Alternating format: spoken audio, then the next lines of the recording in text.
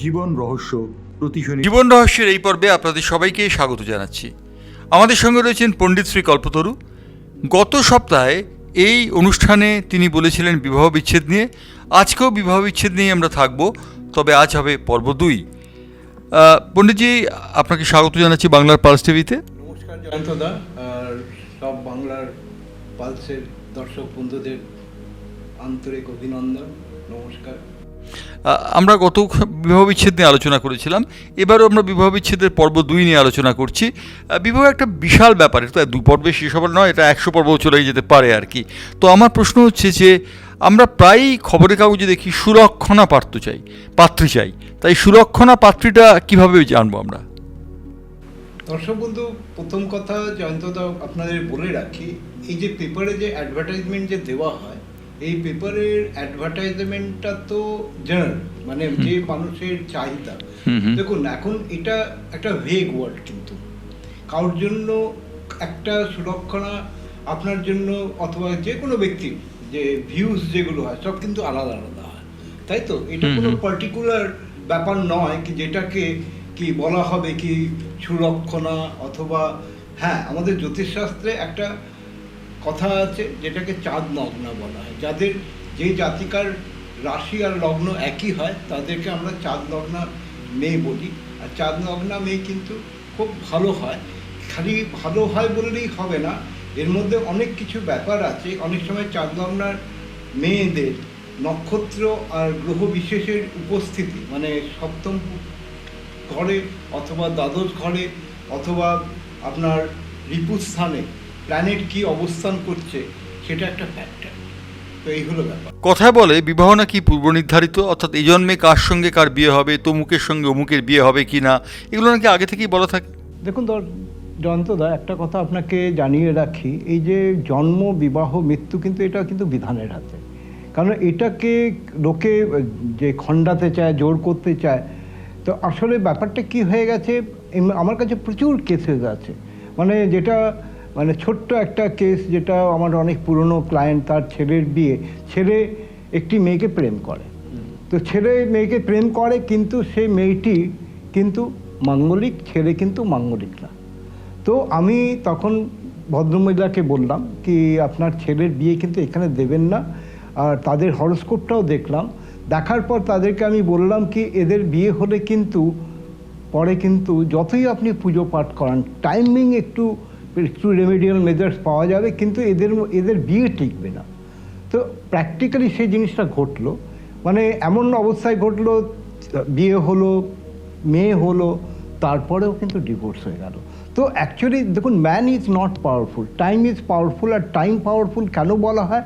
Time হচ্ছে এই planet গোচর, প্ল্যানেটের যে মুভমেন্টসগুলো আছে, এই প্ল্যানেটের মুভমেন্ট অনুযায়ী কিন্তু মানুষের জীবনে এই যে সব নির্ধারিত আছে। কিন্তু এটাকে অস্বীকার করা লোকে করে, কিন্তু এটা কোনো জোর ব্যাপার না যে আমি করব না। তার আসলে কেউ দেখে শেখে, কেউ ঠেকে শেখে। যখন সেই ঘটনাটি ঘটলো, তখন ছেলেটিও অ্যাকসেপ্ট করলো, ওর মাও অ্যাকসেপ্ট করলো। তারা এখন আমাকে মানে ভগবানের মতন মানে। কিনা আপনি যেটা বলেছিলেন ঠিক বলেছেন। আচ্ছা, এই যে মাঙ্গলিক কথাটা তুমি বললে, এই মাঙ্গলিক বিষয়টা কি যদি আমাদের দর্শকদের বলো, কারণ আমার দর্শকরা প্রায়শই জানতে চান যে মাঙ্গলিক শব্দটার অর্থ কি। আসলে মাঙ্গলিক হচ্ছে যখন কোনো জাতক জাতিকাদের জন্ম ছকে, মানে হরস্কোপে যদি মঙ্গল যদি লগ্নে থাকে, চতুর্থে থাকে, ষষ্ঠে, সপ্তমে আর দ্বাদশ ঘরে যদি থাকে, তাহলে তাকে মাঙ্গলিক বলা হয়। আর এই মঙ্গল দোষ হলে কী হয়, এই মাঙ্গলিক দোষ হলে মানুষের কি হয়, Mangal is a very powerful planet. মঙ্গলের নিউমারোলজিক্যাল ভ্যালু হচ্ছে 9। এর সাথে সাথে হচ্ছে মঙ্গল হচ্ছে লিডার, মঙ্গল হচ্ছে জমিদার, মঙ্গল হচ্ছে আইএস, ইভিন মানে প্রশাসন কর্তা বলা হয়, মানে এত পাওয়ারফুল। তো ন্যাচারালি যে জাতক জাতিকারা মাঙ্গলিক হয়, তাদের বিয়ে কিন্তু মাঙ্গলিক ছেলে অথবা মেয়ের সাথেই দিতে হয়। তার কারণটা কী হয়, নাহলে মানে তাদের মধ্যে সেই ম্যাচিংটা হবে না। যদি মাঙ্গলিক মেয়ে আর ছেলে যদি মাঙ্গলিক না হয়, তাতে কি হবে, সেখানে তাদের বনিবনা হবে না, আর ডিভোর্স হবে। ইভিন জন্ম ছক দেখে আমরা একটু তুমি মানে এগুলো লোকে বলে কি এটা কী করে সম্ভব, আসলে সেটা সম্ভব যদি আমরা এটাকে স্টাডি করি। আসলে আমরা তো জানি না, আমরা ওই সেই প্ল্যানেট পজিশন, গ্রহ নক্ষত্র, ইভিন কার দৃষ্টি কার মধ্যে সাথে পড়ছে, সেগুলো অনেক ফ্যাক্টরস আছে, আর এগুলো কিন্তু পূর্ব নির্ধারিত। কিন্তু এগুলো একটা কথা জিজ্ঞেস করি, তাহলে কি মানুষের জীবনটা প্ল্যানেট নির্ভর হয়ে গেছে? প্ল্যানেট নির্ভর করে মানুষের জীবনকে নিয়ন্ত্রণ করে? প্ল্যানেটই তো এই পুরো ব্রহ্মাণ্ড, এই যে আমরা যে সকালে উঠছি, এই মানে আমাদের পৃথিবী আর্থে সূর্য আর চন্দ্র, এই দুটো প্ল্যানেটই কিন্তু আমাদেরকে কন্ট্রোল করে। ইভিন আমরা কিন্তু দেখবেন মানে আগেকার যত ঋষি মুনিরা ছিলেন সব বৈজ্ঞানিক ছিলেন। তার কারণটা কি হচ্ছে, কেন বৈজ্ঞানিক ছিলেন, মানে সেই আরাধনা, কারণ আমাদের এই শরীরের মধ্যেই কিন্তু সব পাওয়ার স্টেশনস আছে, যেটাকে আমরা কুণ্ডলিনী বলি। তো কুণ্ডলিনী যে পাওয়ার স্টেশনস আছে, সেই পাওয়ার স্টেশনকে আমরা যদি ঠিকভাবে জাগাতে পারি, তাহলে সেই এনার্জিটা, সেই আপনার অ্যাক্টিভেশনসটা আপনি পাবেন। ইভিন আপনি বুঝতে পারবেন কেন ফিলিং, এই জন্য স্বামী বিবেকানন্দ, আমি তো স্বামী বিবেকানন্দকে তো ইগনোর করতে পারি কি? আজকে স্বামী বিবেকানন্দের মতন মানে কি বলবো, মানে পৃথিবীর 1 নম্বর সংগঠক, প্রাজ্ঞ মানুষ, তো উনি কি করতেন, ধ্যান খেলা করতেন, তাই তো ছোটোবেলায় আমরা পড়েছি ধ্যান খেলা। ইভিন রাষ্ট্রে উনি যখন বিদেশ যাওয়ার আগে উনি কন্যাকুমারীতে ধ্যান করলেন, তাই তো। ইভিন স্বামী বিবেকানন্দের মার্বেল রক্সও সেখানে আছে। তো ধ্যান হচ্ছে একমাত্র পন্থা যার দ্বারা আমি নিজের শরীরের যে ভিতরের যে এনার্জি, যে কুণ্ডলিনী জাগরণ বলা হয়, সেগুলোকে আমরা করতে পারি। প্রত্যেক মানুষের মধ্যে আছে, প্রত্যেক মানুষের মধ্যে, কিন্তু আমরা সেটার ব্যাপারে আমরা প্রথম কথা আমরা সেই অ্যাওয়ারনেসটা দিই না, ইভেন সেটা নিয়ে আমরা আলোচনা করি না, যেটা হচ্ছে বেসিক জিনিস। কারণ আমাদের যে শাস্ত্র, আমাদের প্রাচীন শাস্ত্রের মধ্যে এমন জিনিস আছে, মানে লোকে বলবে গল্প করছে। আজকে কি নাসার আগে কি আমাদের ভারতবর্ষে কি নালন্দা ইউনিভার্সিটি ছিল না? অনেক ইউনিভার্সিটি ছিল। তো ন্যাচারালি সেই ইউনিভার্সিটিতে বিদেশ থেকেও তো লোকে আসতো পড়তে। তো তখন যদি আসতো, তো এখন আমরা বিদেশের পিছনে ছুটছি। আমেরিকা জাপান যদি আমাকে পিছনে যদি স্ট্যান্ড না লাগায়, তাহলে আমরা আজকে এই যে মানে আমাদের যে অরিজিন যে আপনার বেদ, জার্মানিতে আছে অরিজিন বেদ। তো এই যে অরিজিন বেদ, এই জার্মান এই বেদের থেকেই সব কিছু নেওয়া। আমরা সেই বেদ নিয়ে আমরা পড়াশোনা করিনি, বেদ নিয়ে আমরা আলোচনা করিনি। সমস্যাটা এখানে, আমরা কি হয়েছি পরনির্ভরশীল দেশ, মানে অন্য দেশের উপর আমরা পরনির্ভর হয়ে গেছি। কারণ এটা স্ট্রাকচার, উপায় নেই আমাদের ভারতবর্ষে। আমি অন্যদিকে চলে যাচ্ছি, কিছু মনে করবেন না। আমরা কিন্তু 200 বছর ইংরেজ আমাদের দাসত্ব আমরা করেছি, প্লাস 600 থেকে 700 বছর মুসলিম আমাদেরকে ইনভেট করেছে। তো আমরা ওই দাসত্ব যে মনোবৃত্তি, ইয়েস স্যার নো স্যার, আমরা সেই ওয়েস্টার্ন কালচারের ভালো জিনিসটাকে অ্যাডপ্ট করিনি। রাইট। একটা কথা জিজ্ঞাসা করি, যে কথাটা আমাদের দর্শকদেরও নিশ্চয়ই জিজ্ঞাসা থাকবে, সেটা হচ্ছে ইদানিংকালে আমরা দেখতে পাচ্ছি ডিভোর্স খুব বেড়ে গেছে, বিবাহ বিচ্ছেদের সংখ্যা খুব বেড়ে গেছে। এটাও কি প্ল্যানেট নির্ভর? দেখুন, এটা প্ল্যানেট নির্ভর তো আছে, এর সাথে সাথে প্ল্যানেটের নির্ভর সাথে সাথে হচ্ছে কেন আমাদের এই যে 4টে যুগ যে বলা হয়, সত্যযুগ, ত্রেতাযুগ, দ্বাপর যুগ আর কলিযুগ, এটা কিন্তু ঘোর কলিযুগ। এখন কি হয়েছে, আমরা নারীকে দেখুন, আমরা কিন্তু আমাদের শাস্ত্রে আমরা কিন্তু নারীকে 3টে শক্তি কিন্তু নারীকে দিয়েছি, আমরা কিন্তু কোনো শক্তি রাখিনি। আমরা লক্ষ্মী নারী, সরস্বতী বিদ্যা জ্ঞান নারী, আর কালী হচ্ছে পাওয়ার শক্তি। তো আমরা নারীকে সেই সম্মানটা করি, কিন্তু আমরা কি মানে কিছু মনে করবেন না যে নারী স্বাধীনতার নামে যে একটা যে রাজনীতিকরণ যে হয়ে গেছে, এতে কি হয়েছে, নারীরা কি হয়ে গেছে, নারীদের মধ্যে যে শিশিরা না, হ্যাঁ, তো আসলে দেখুন, নারীর কিন্তু লজ্জাই আভূষণ, একটা কথা বলা আছে, এটা শাস্ত্রের কথা, যে নারীর লজ্জা নেই না, যে নারী কাজ করতে বেরোচ্ছে, ব্যাংক অফিসার হয়েছে বা গবেষণাগারে কাজ করছে, সে লজ্জা নিয়ে থাকবে। আমি সেই লজ্জার কথা বলছি না, পড়াশোনা তো লজ্জার ব্যাপার না, পড়াশোনা তো ভালো জিনিস। আমাদের কি গার্গী কি আমাদেরকে ছিলেন না শাস্ত্রে আমাদের? তো আমাদের আমি কি বলতে চাইছি, আমি বলতে চাইছি মেয়েরা পড়াশোনা করবে, সব কিছু করবে, কিন্তু তার মধ্যে একটা শালীনতা যে বলে জিনিসটি আছে, সেটা থাকা খুবই দরকার, যেটা আজকে নেই বলে। কিন্তু আজকে দেখুন, ডিজিটালের যুগ, আজকে কি হয়ে গেছে, আমরা নিশ্চয়ই নারী নিজের স্বাধীনভাবে থাকবে সব কিছু। তো আমি একটাই বলি, তাই জন্য কোনো নারীকে আমি এখন বলি, কোনো মেয়ে গার্জেন আসে কে আপনি গুরুজি এই মেয়েকে আমি বিয়ে দেবো, আপনারা দেখুন আমি বলে দিই, আমি কি এই মেয়ের কিন্তু আপনার ভালো বিয়ে হবে সব জায়গায়। আমি অনেক সময় বলি না, এই মেয়ের আপনি আর তাড়াহুড়ো করবেন না, আপনি 3 বছর 4 বছর ওয়েট করুন, দেরি হচ্ছে হোক। কারণ আপনি মেয়েকে কারোর কাছে যখন দিতে চাইছেন, দেওয়ার পর সেখানে যদি ডিভোর্স হয়, সেটা তো খুব বাজে জিনিস। একটা ছেলের জন্য কোনো অসুবিধা নেই, কিন্তু একটা মেয়ের জন্য divorce is a very bad. তার মানে কি আমি ধরে নেবো যে বিয়ে হওয়ার আগে, মানে একটা পুরুষ একটা নারীকে বিয়ে করার আগে সবসময় জ্যোতিষীর কাছে যেতে হবে অথবা পণ্ডিতদের কাছে যেতে হবে? দেখুন একটা জিনিস মনে রাখবেন, আমরা জানতে পারি না। আজকে আমি অ্যাজ এ ইঞ্জিনিয়ার, আমি নিজের ইঞ্জিনিয়ারিং কলেজের আমি অ্যালুমনাই অ্যাসোসিয়েশনের one of the member, 5000 members আছি অল ওভার দ্য ওয়ার্ল্ডে। যারা মানে কোয়ালিফাইড এডুকেটেড লোক, তারা কিন্তু সবাই কিন্তু অ্যাস্ট্রোলজিটাকে মানে। ইভেন ম্যাক্সিমাম আমি দেখেছি আমার বন্ধু বান্ধবে, তারা অ্যাস্ট্রোলজিক্যাল নিয়ে পড়াশোনা করেছে। কেন করে, কিসের জন্য করে? নিজের জিনিসটাকে জানার জন্য। কেন, এটা তো একটা বিজ্ঞান, কিন্তু জ্যোতিষ কিন্তু একটা বিজ্ঞান। জ্যোতিষ কোনো রকমের ভেগ অথবা অলৌকিক ব্যাপার নয়। তো প্ল্যানেট পজিশন, নক্ষত্রের পজিশন, ইভেন তার জন্য পড়াশোনা করতে হবে। কেন, অ্যাস্ট্রোলজি একটা এত ভাস্ট সাবজেক্ট, মানে অনেক সময় এখনও আমার মনে হয় যেন আমি অনেক কিছু শিখতে পারিনি, জানতে পারিনি। সবসময় নিত্য নতুন কিছু না কিছু একটা ঘটনা ঘটে। কারণ এই সৃষ্টিতে দেখুন কোটি কোটি লোক, কিন্তু সমস্যাও কিন্তু কোটি কোটি সমস্যা, একটা সমস্যা না। তো ব্যাপারটা কি হয়ে গেছে, আমরা মনে করি কি আমরা সব সমস্যার সমাধান করতে পারবো, কিন্তু এটা সম্ভবপর নয়। হ্যাঁ পারবো, কিন্তু সেটাকে করতে গেলে তাই জন্য সেই সঙ্গবদ্ধ আজকে যে স্বামী বিবেকানন্দ, যে রামকৃষ্ণ মিশন, এই যে স্পিরিচুয়ালিজমের যে আলোচনা কেন করা হয়, এতে কী হয়, নিজের শরীর মনটাকে ডেভেলপ করার জন্য। তো ইভেন ন্যাচারালি বিবাহ বিচ্ছেদের পর ইভেন আজকে বিধবা যে প্রথা, সেটা তো উন্মূলন হলো।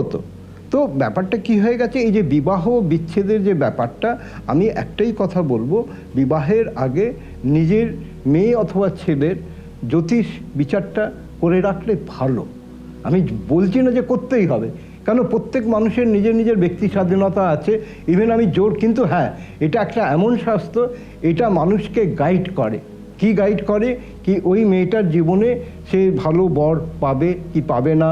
ইভেন এই জ্যোতিষশাস্ত্রের দ্বারা, ক্যালকুলেশনের দ্বারা একটা মেয়ের বিয়ে কোন দিকে হবে, উত্তর দিকে হবে না দক্ষিণ দিকে হবে না পশ্চিম দিকে হবে, সেটাও বলা যায়। তো ন্যাচারালি আমি একটাই কথা বলবো, বিবাহ বিচ্ছেদ যে সাবজেক্টটা নিয়ে আমরা আলোচনা করছি, আমি বলবো কি প্রত্যেক জাতক জাতিকাদের এই অ্যাস্ট্রোলজিক্যাল ব্যাপারটাকে নিয়ে আলোচনা করে, আলোচনার মাধ্যমে, এটা কোনো কিন্তু মানে অন্ধবিশ্বাসের ব্যাপার না, কিন্তু এটা হচ্ছে প্রিভেন্টিভ মেজার্স।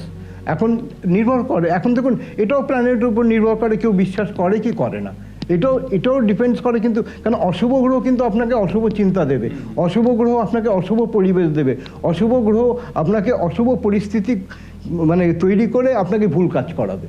তো আমাদের কাজ হচ্ছে সেই অশুভ গ্রহগুলোকে শান্ত করা, সেই অশুভ গ্রহর নিদানগুলো আমরা দিয়ে থাকি। তাতে অনেকটা 100% কখনো হয় না, 100-এ আপনি 90 to 95%।